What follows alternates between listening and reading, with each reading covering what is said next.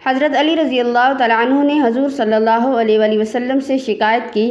ایک دفعہ رات کے وقت حضرت علی رضی اللہ تعالیٰ عنہ کے ساتھ حضرت فاطمہ رضی اللہ تعالیٰ عنہ اپنے بابا جان کے گھر جا رہی تھیں تو راستے میں آگے آگے چل رہی تھیں۔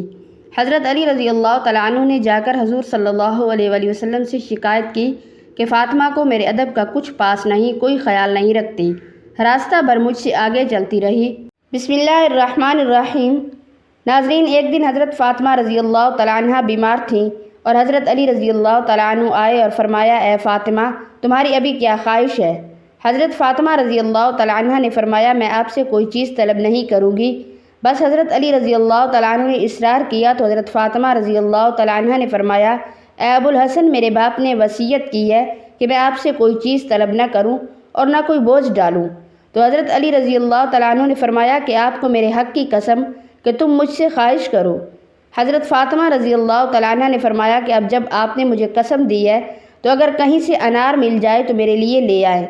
بس حضرت علی رضی اللہ تعالیٰ عنہ انار کی تلاش میں نکل گئے۔ حضرت علی رضی اللہ تعالیٰ عنہ سے لوگوں نے کہا کہ انار کا موسم گزر گیا ہے، لیکن کچھ دن پہلے شمعون یہودی کے پاس کچھ انار تھے۔ حضرت علی رضی اللہ تعالیٰ عنہ اس کے گھر کی طرف گئے اور دروازے پر دستک دی۔ شمعون باہر آیا۔ حضرت علی رضی اللہ تعالیٰ عنہ نے انار کے بارے میں پوچھا۔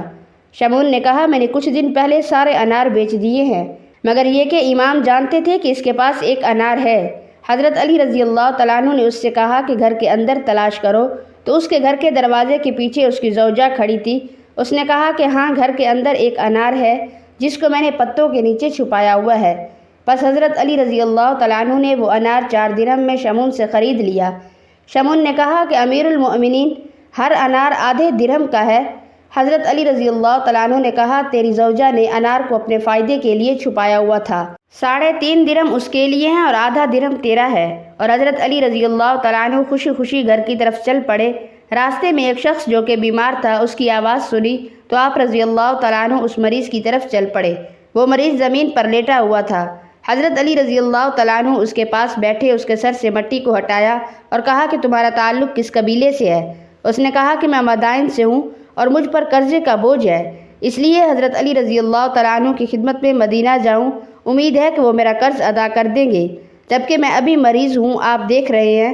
حضرت علی رضی اللہ تعالیٰ عنہ نے پوچھا، اے شخص، تیرا ابھی کیا دل چاہ رہا ہے؟ اس نے کہا کہ انار کھانے کو دل کر رہا ہے، اگر مل جائے۔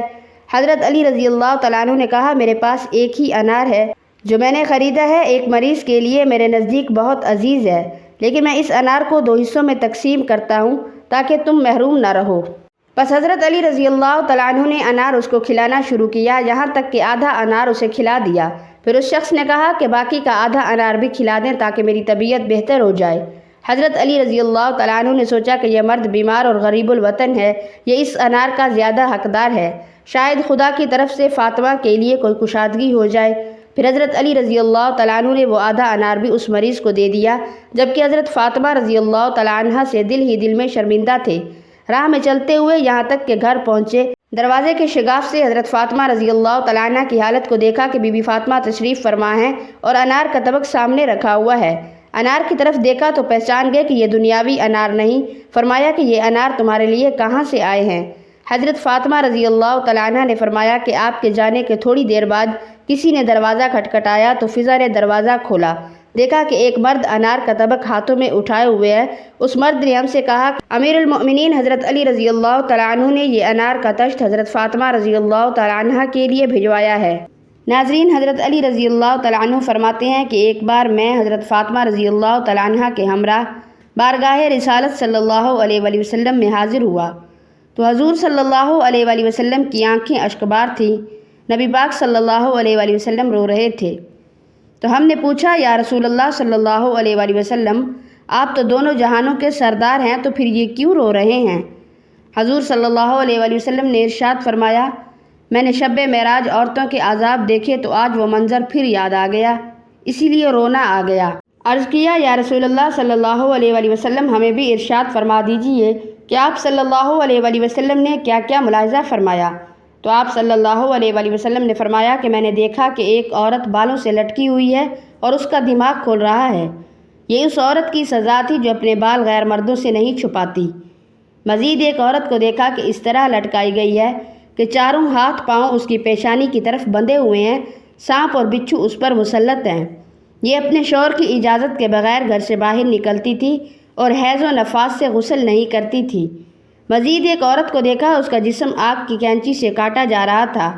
یہ اس عورت کی سزا تھی جو اپنا جسم اور زینت غیر مردوں کو دکھاتی ہے۔ ایک اور عورت کو ملاحظہ فرمایا کہ وہ کتے کی مانند ہے اور سانپ بچھو اس کے قبل یعنی آگے سے گھستے ہیں اور پیچھے سے نکلتے ہیں، اور ساتھ ہی ساتھ فرشتے آگ کے ہتھوڑے بھی اسے مار رہے ہیں۔ آپ صلی اللہ علیہ وآلہ وسلم کو بتایا گیا کہ یہ وہ عورت ہے جو اپنے شوہر سے بغض رکھنے والی ہے۔ ناظرین، خواتین کو اسلام نے پردہ کا پابند اس لیے کیا ہے کہ ان کی عزت و عفت پر کوئی حرف نہ آئے۔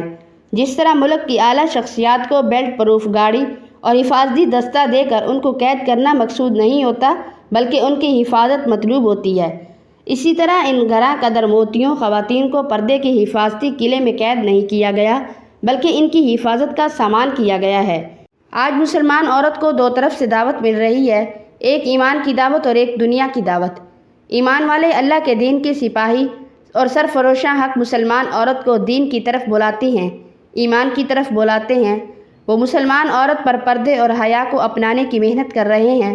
وہ اسے پکار رہے ہیں کہ اے اماں عائشہ کی روحانی بیٹیوں، اے اماں فاطمہ کی نام لینے والیوں، آ جاؤ ایمان کی طرف۔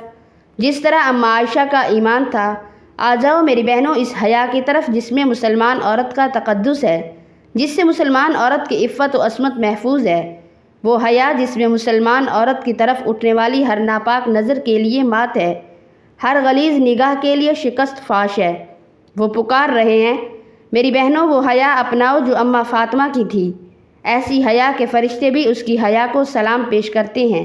میں قربان جاؤں حضرت فاطمہ رضی اللہ تعالیٰ عنہ کے حیا پر کہ رات کے وقت اپنے سعادت مند شوہر حضرت علی رضی اللہ تعالیٰ عنہ کے ساتھ اپنے بابا جان سردار دو جہاں حضرت محمد مصطفیٰ صلی اللہ علیہ وآلہ وسلم کے پاس جا رہی ہیں تو حضرت علی رضی اللہ تعالیٰ عنہ سے آگے چل رہی ہیں۔ حضرت علی رضی اللہ تعالیٰ عنہ نے جا کے آپ صلی اللہ علیہ وآلہ وسلم سے شکایت کی کہ فاطمہ کو میرے ادب کا کچھ پاس نہیں، وہ مجھ سے راستہ بھر آگے رہی۔ آپ صلی اللہ علیہ وآلہ وسلم اپنے جگر گوشے کو تنبیہ کرنا چاہی تو اماں فاطمہ حیا کا پیکر کہنے لگی، بابا جان مجھے علی رضی اللہ تعالیٰ عنہ کے ادب و احترام کا بہت زیادہ خیال ہے، لیکن میں صرف اس وجہ سے علی سے آگے رہی کہ میرے پیچھے علی رضی اللہ تعالیٰ عنہ کے قدم میرے قدموں کے نشانات کو مٹاتے آئیں، ایسا نہ ہو کہ میرے قدموں کی چھاپ پر کسی غیر محرم کی نظر لگ جائے۔ سبحان اللہ، کیا شان تھی حیا کی، آسمان والے بھی اس کی حیا پر ناز کر رہے ہوتے۔ آج ہم سوچتے ہیں کہ ہم میں سے کتنی مسلمان بہنیں پردہ کر رہی ہیں، ایسا پردہ جو ہم سے شریعت چاہتا ہے، جو ہمیں اللہ اور اس کے رسول صلی اللہ علیہ وآلہ وسلم نے بتایا ہے اور جس کا عملی نمونہ صحابیات نے اپنے عمل و کردار سے ہمیں پیش کر کے دکھایا ہے۔ دعا ہے کہ اللہ تبارک و تعالی ہمیں نبی کریم صلی اللہ علیہ وآلہ وسلم کے نقش قدم پر چلنے کی توفیق عطا فرمائے اور ہمیں نیک عمل کرنے کی توفیق عطا فرمائے، آمین ثم آمین۔ ناظرین، اللہ تعالیٰ کے 99 ناموں میں سے ایک نام کمنٹ باکس میں ضرور ٹائپ کریں۔